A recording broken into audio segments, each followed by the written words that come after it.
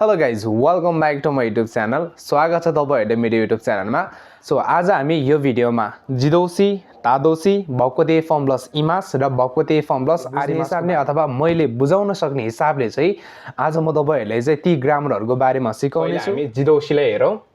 कुनै पनि कार्य सम्पन्न गर्नको लागि अरुमा ढोका खुल्यो। ढोका खुल्यो यसमा भनेको अरुमा डिपेन्ड नभएर आफै खोलिन्छ भने त्यसलाई कि घा सिमारिमास भनेको छ है। यसमा रहेको छन् आइकेमास भनेको चाहिँ खुल्छ। उक्त कार्य सम्पन्न गरिन्छ भने त्यसलाई चाहिँ अरुमा निर्भर भएर उक्त कार्यलाई चाहिँ सम्पन्न गरिन्छ। अब यसको एक्जाम्पलहरु हेरौं।